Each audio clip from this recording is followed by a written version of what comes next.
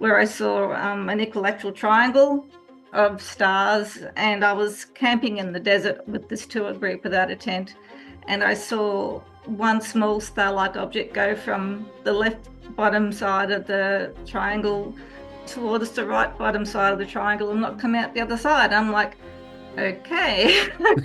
I've lived in southern Tasmania for 25 years now, and you sort of I'm surrounded by conservation areas, and Ralph's Bay, which borders my anchorage, is a marine conservation area.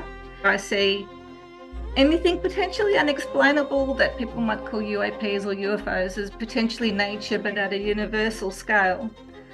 Either whether the craft's piloted or whether the craft's are sentient or whatever, I just see it all as nature on a universal scale. So when I go out there with my binoculars, which are like times 36 optical zoom. So this particular most recent video that you'd sent me, which was I think 4th of March, you said just after 11:30 roughly local time. So this is Tasmania? Yep, that's correct. So it's actually time and date stamped 11:37. I started the video, and at the beginning I'm just tracking what ends up, I looked up later on, were like Starlink satellites heading from west towards south. And like you soon get to pick them out after a while. You just think of them as they're just like the normal moving objects. But then this thing comes from the south heading west, and it's flashing. I hadn't seen one of them before, and it was pretty big. The following is a conversation with Dr. Kathleen Murray. Kathleen is a powerhouse of scientific expertise and curiosity from Tasmania, Australia. She holds PhDs in forensic science, along with degrees in geoscience, teaching, arts, and has worked across forensic science, biosecurity, law enforcement, and education. If it involves science, she has done it. But don't let her credentials fool you. She's also got a great sense of humour, having once won the infamous title of owner of the world's ugliest lawn. While her gardening skills might be questionable, her passion for the unknown is undeniable. In this episode, we dive into her thoughts on UFOs and UAP, explore potential origins, and review incredible footage that she captured, which was a bright, pulsing orb flying through the sky at speed. Beyond being a dedicated scientist, Kathleen is also a devoted mother. This was a fun conversation with a natural-born inquisitive mind. So without further ado, the following is a conversation with Dr. Kathleen Murray.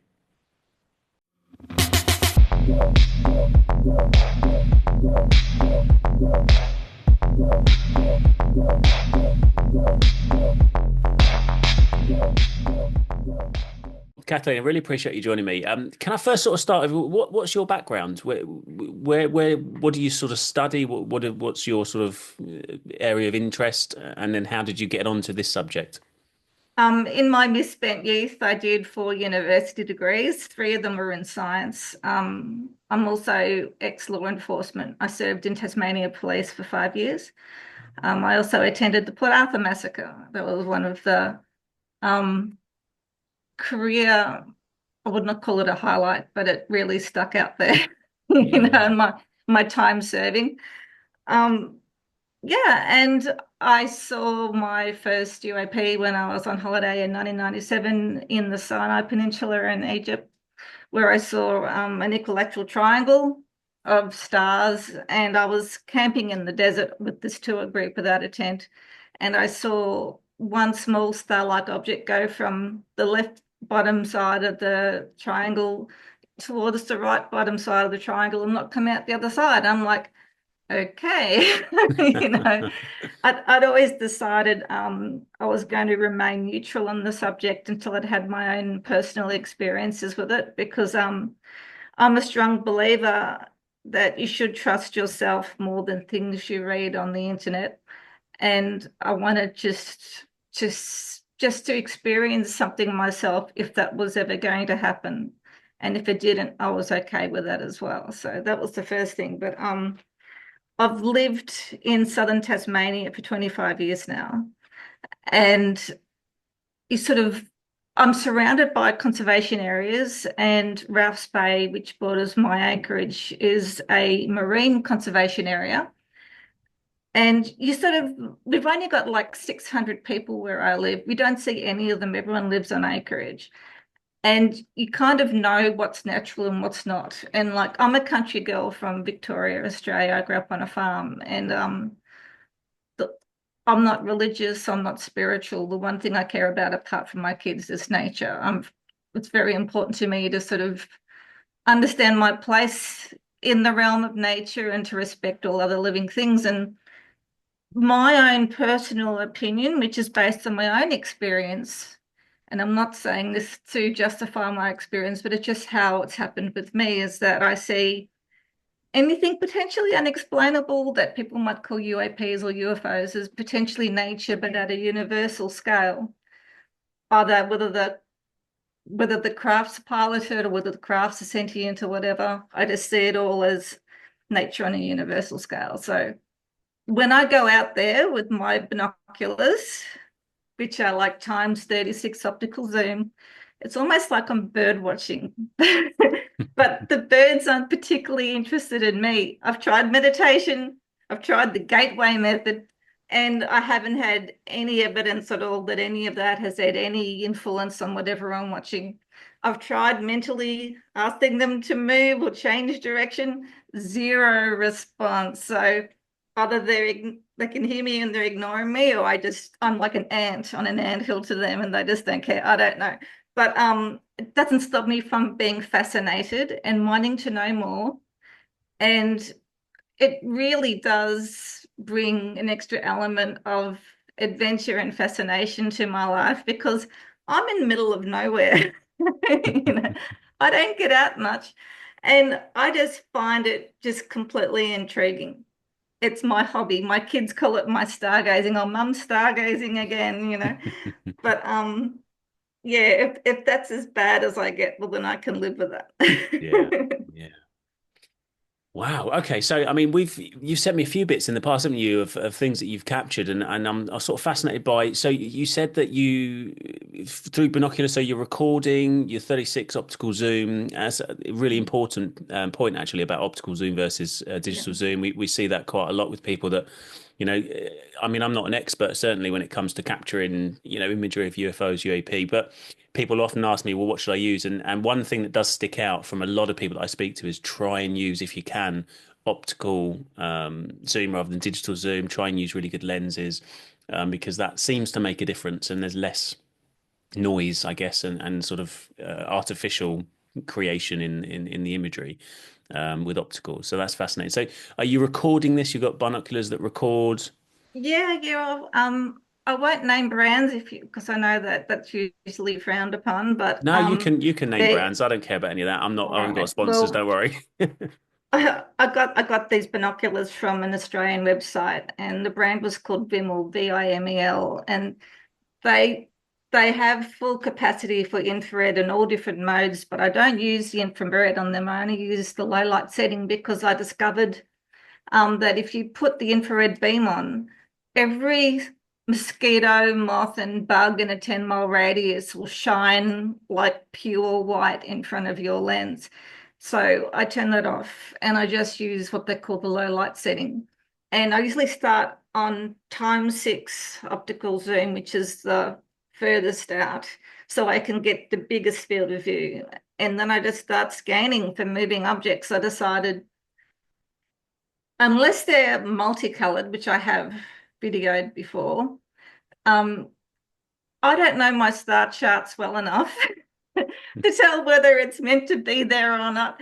Like, I've contacted like a really knowledgeable astronomer who's been incredibly helpful in teaching me because my PhD was in forensics. It wasn't in astronomy. I've done undergrad subjects in astronomy, but it wasn't like my major.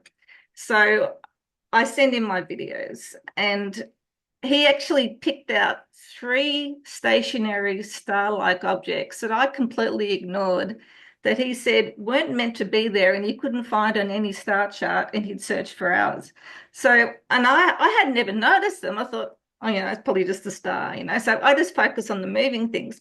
And then I look at Stellarium Plus and I see using playback what satellites were going through my field of view at that time based on my location. And I also use Flight Radar 24 to look at any potential light aircraft or military planes, and also apparently military drones are on there because they have transponders. I rang up the Australian Defence Force and I asked that question. I also rang Tas Police to ask if their drones have transponders, but the lady I spoke to didn't know. But apparently they're worth $500,000. So you think they wouldn't want to lose one, would they? Oh, wow. Okay. So you're doing your research then in these videos, and we often see people that just they take something a shot of something in the sky looks really interesting, and then that's it. They sort of put that out there and say, "What do you think of this?" And I think it's really really useful to you mentioned Stellarium and checking flight radar 24, which is great.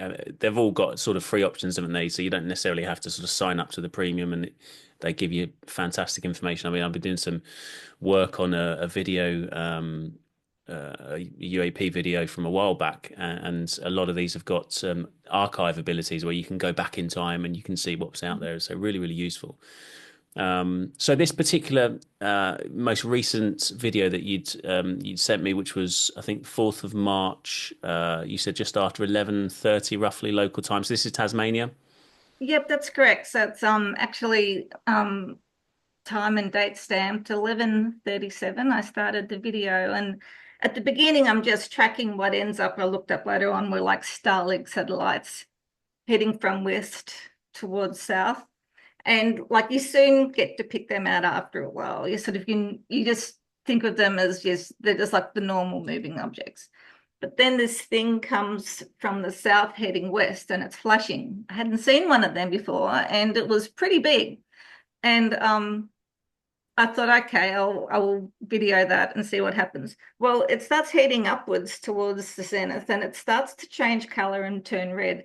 And this is only a theory of mine and might be completely incorrect, but it may be because it's changing distance. I don't know. But it changes from white to red, has like red glow on it as it starts to go up just before it disappears. So yeah, if anyone can help me out on why it would turn red, that would be awesome. Um, yeah, there's a lot of voids in my knowledge. I'm not going to pretend I know what it is because I don't. So I sent that video to the astronomer who knows more than I do. And he said it's not a satellite. And when I checked Stellarium, there was nothing at that time of night when I took that video in my location that was going from south to west. There was nothing. So I have to sort of say, well, he must be right about that, you know.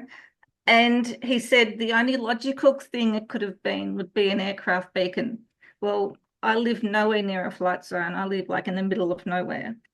And I looked up Flight Radar 24 to see if there was any light aircraft illegally flying at night because they'd still have transponders or any variety of military drone. But from 9 p.m. that night to 2 a.m., Flight Radar 24 was down, the comms were down.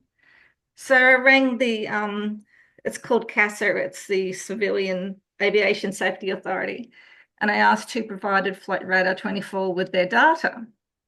And they told me it was called the Open Glider Network. So I emailed them and I said, do you have any information on what was flying in the sky in this area at that time? But they haven't got back to me. I also forwarded them my video, so maybe I freaked them out. I don't know. But that's a strong possibility. I also forwarded my video to an astrophysicist.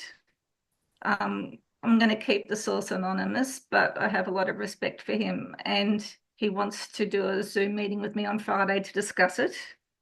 I've forwarded him my previous videos, and he used one word to describe them, and that was intriguing. So I'm glad that there's a surprising number of people with a scientific background that are open enough, be willing to challenge themselves to potentially reassess the standard rules that we think are set in stone and just adjust the boundaries slightly as we learn more, you know, because we don't know the lot. I'm the first to admit that. And the higher you go in science, the less you know about everything, the more you specialize in one tiny area. So yeah, I was pleasantly surprised that people were actually helpful. And yeah, so there you go. Yeah, I think it's so important, isn't it? And things slowly seem to be moving in the right direction in terms of Mm, destigmatizing the subject and taking it more seriously. And we need science involved, don't we? Because we are, we're just observers from this point, and we need people to really dig into, the individual aspects and then all come together with all of the findings essentially, which is, it's so exciting to see more and more people from the scientific world getting involved. So, yourself included, which is great. And to be able to say, look, I'm seeing things, I'm fascinated by these things, I'm really intrigued, I'm sharing them, I'm open to what they could be. yeah. I think that's really important. It's all you can do, really, isn't it? Mm, Just to be open. yeah. I've What recently joined a group called the Scientific Coalition for UAP Studies, and I was just enthralled and amazed by the caliber of the scientists as part of that group. Some people who I like follow every podcast that they do, and then they're like liking my videos, and I'm like the ultimate geek girl going, "Oh my God, he knows I exist," like, hello, the Tedesco brothers. they're great. Yeah, yeah. Yeah, they're awesome. I feel very inspired by them. Yeah, me too. I mean, I almost went out and bought like a 4x4. I've mentioned this before. Like, I was adamant, we need that in the UK. We need a United Mm. Kingdom-based, camper van, 4x4 off-roader with stuff strapped to the roof, and then realized how much it was going to cost and thought, okay, I can't afford to do that. Yes, I've got like the Oompa Loompa sort of self-funded version of that. It's me with my binoculars with a wearable tripod strapped around my stomach by this awesome German guy, and the brand is called Steadify. And Yeah, then I've okay. got this rotating 360-degree camp stool, which only weighs half a kilo. So I can literally cart everything right down to the base of like the shore of Ralph's Bay, which is just on the border of my acreage. Plonk myself down on this rock ledge. Then there's no trees in the way. And I can watch these objects. And I keep hoping that if I'm in the right place at the right time, I might even see a transmedium object. That would be like the icing on the cake. But Yeah.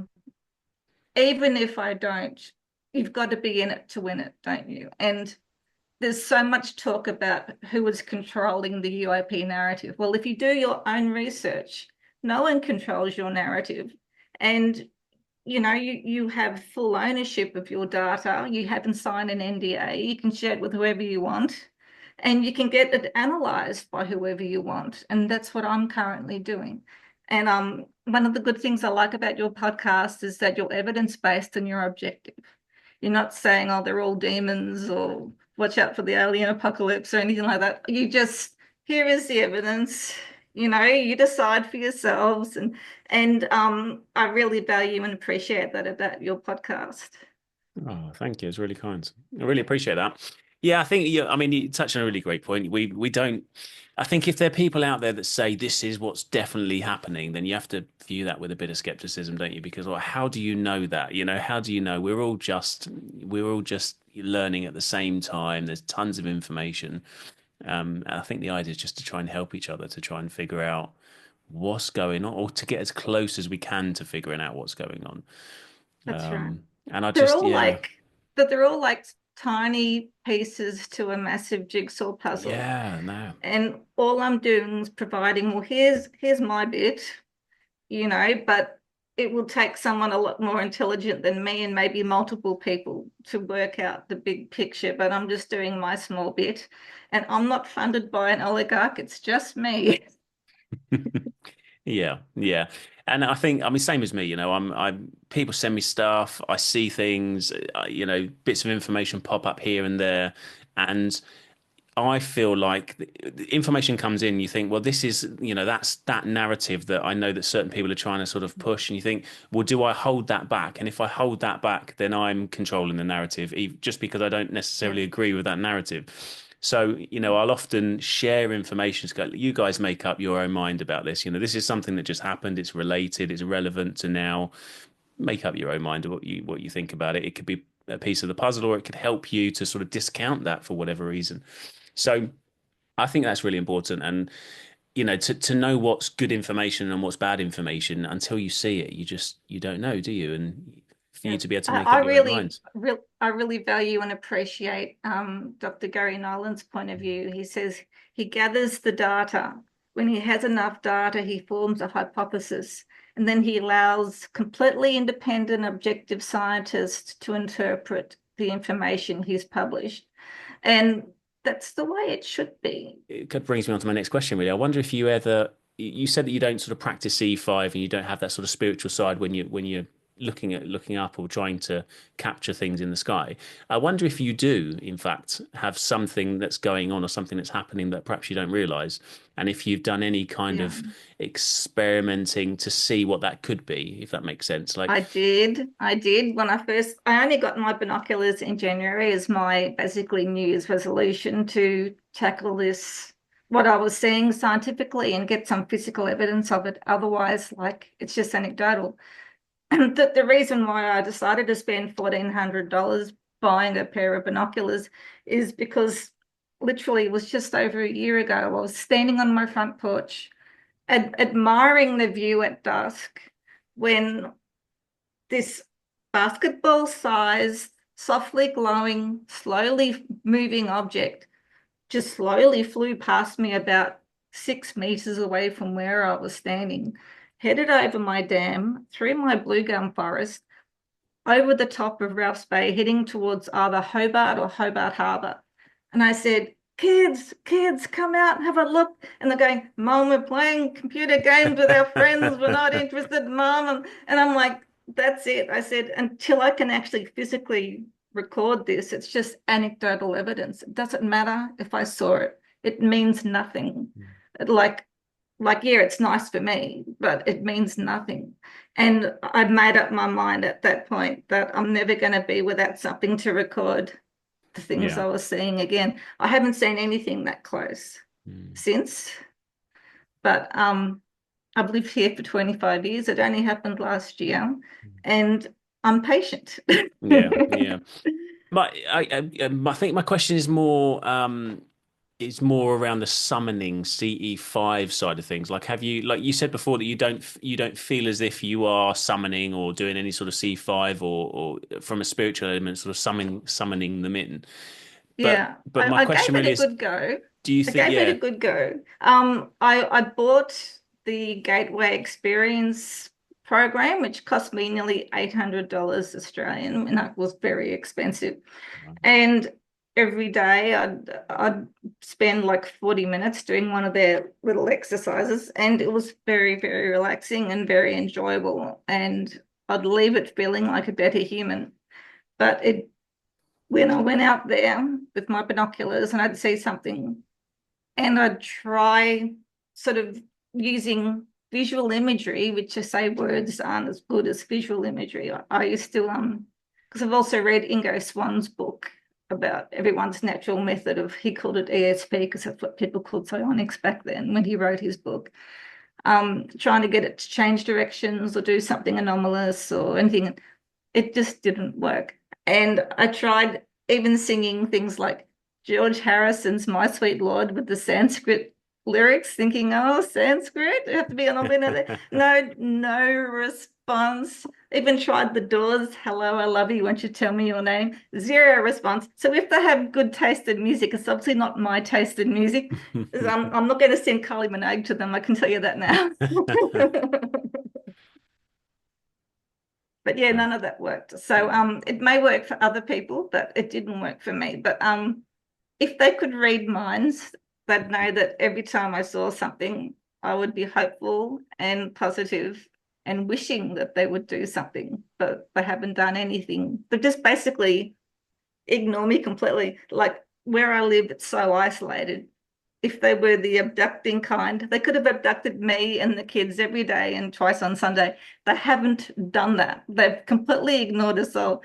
But this have very fascinating aerial displays, you know, multicolored objects and moving objects and flashing objects and things, but they leave us alone. So yeah, so I don't feel when I first started going down there to the rock ledge, I'd feel like the tethered goat from Jurassic Park, and the kids would come down and make sure that mother wasn't abducted, but that now they think I'm all right.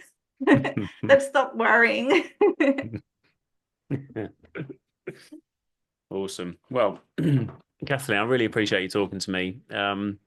Hopefully we'll stay in touch and we'll talk again in the future. It's been really fascinating, and just keep on filming, keep on looking up to the sky, and please send me some footage if you capture anything interesting. Oh, Really absolutely, fascinating. for sure. Yeah, for sure. Because like sometimes like I'm lying in bed and I have this massive west-facing bay window that looks out over Ralph's Bay. Mm. And I can see things moving and it's like 10:30 at night and the wind's blowing and I'm thinking like we've got mosquitoes like out of Jumanji, like a nightmare of mosquitoes and thinking, do I go out tonight? But sometimes I just can't resist. I just go out there anyway, spray myself with mosquito guard and put my overalls on. They bite me through my overalls, they're very determined. But then I go down to the rock ledge and I just look at things that might not be acting like satellites. I'm looking for the things that are potentially doing something anomalous or intriguing and that's when I start my investigation. Yeah, amazing. Fantastic. Well, good luck to you, and fingers crossed we'll see more of your footage going forward. And yeah, it's great. Thanks so much for getting in contact, and thanks for sending over the footage. And I'll make sure that it's sort of shared on this video so people can see as we're talking some of the footage. It'd be brilliant. Thank you so much, Jimmy. No worries. Really enjoyed it. Appreciate it. Take care Yeah, of yourself and speak soon. thank you. Take Bye-bye. care. Bye now.